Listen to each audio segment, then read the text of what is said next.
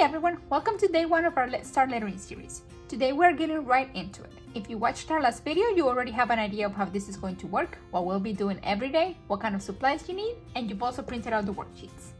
If you don't have a printer, then feel free to open the worksheets on your computer or any device of preference and follow along on a piece of smooth paper. So I have my worksheets right here, and I will be using this small tip pencil sign brush pen for the brush lettering and this Tombow twin tone for the fall calligraphy. I'm also going to be using tracing paper over top of my guides to avoid messing up the tip of my brush pen. Okay, so we're ready to get started. Day one. Today we'll be going over the most basic strokes, the upstroke and the downstroke. In our last video, I shared an important rule. Up equals thin and down equals thick. And today's exercise is putting that rule into practice over and over. The upstroke is the lightest stroke you can get with your pen. You put no pressure as you move your pen in an upwards direction. The downstroke is the thickest stroke you can get. You put pressure on the belly of your brush as you move your pen in a downwards direction. So now I'm going to go ahead and place my tracing paper on top of my guides. So we can practice this first stroke. You can see here in the example that the strokes fade out as you keep going, and that's to give you room to practice on freehand too. So with the upstroke, what you want to do is you want to start at the bottom and very slowly move up to the middle. Take your time and try to be consistent with every line, making sure they're all similar to each other, but also that they're spaced evenly. So here while you're tracing, that will be easy to achieve, but once you're doing freehand, you want to concentrate and make sure that all your strokes are evenly spaced. Here you'll also see that some of my lines are curved up and then some other ones are straight up. And that's just for variation, so you don't get bored just doing straight lines all the way through. Something that I cannot stress enough is that you have to go slow as you can. It's probable that your lines will come out wobbly at the beginning, but that's okay. With practice, you'll start getting those steady lines. You also want to make sure that you don't flip your pen, so you don't go like this. Like you can see that when you do that, the lines are not consistent. They get very spiky at the top. There's a lot more ink at the bottom and they're all wobbly. So just very slowly go from bottom to top, and try to get them as thin as you can, just using the tip of your pen. So that's the upstroke. Now with the downstroke, we'll be doing the complete opposite. Here we start at the middle and we're going to apply as much pressure as we can going down. And don't worry, these brush pens are made to take as much pressure as you can give them. Some people get scared and they don't put as much pressure and they go like this, but you can go thicker than that.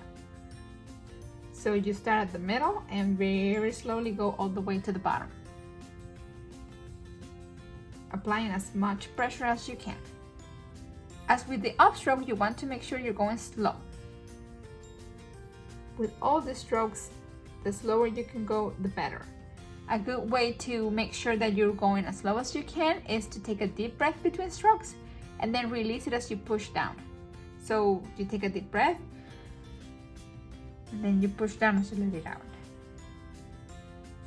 Not only will that help you relax your grip as you practice, it will also help you achieve that consistency. Hey everyone, Marina from the future here. So my original video got messed up and I lost the demonstration of fall calligraphy, so I'm recording it here to show you.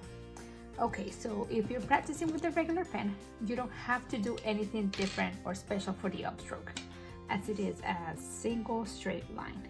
You just go from the bottom slowly, always keeping the very slow speed, to the top. Nothing special, nothing different. But for the downstroke, here's where you start going back to make your lines thicker. So you go from the middle to the bottom, and then you go back and fill in that line. Again, you draw one line down, and then you add to the side to make that line thicker. One line down, and then you thicken it. And you can either fill it in like I'm doing here, or you can leave it blank for a cool effect.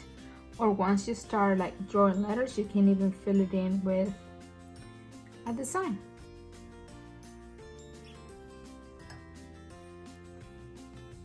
One more time. So like I said, you can either fill it in, leave it blank, or fill it in with a pattern or a design. And that's it for the regular pen. And if you're in the mood to keep practicing, you can try a combination stroke. First your upstroke, nice and slow, then you lift your pen before you go heavy down in a straight line. Up, lift, then down straight. This is good practice to remember to lift your pen after every stroke, because that's what you'll need to do when we start forming letters. So you'll do up thin, lift your pen, down thick. And then with a regular pen, it's the same movement. Slow up, then slow down, and then you thicken the downstroke. Again, slow up, slow down, and then thicken the downstroke. And that's it for day 1. Thank you for joining me, and I'll see you tomorrow for day 2.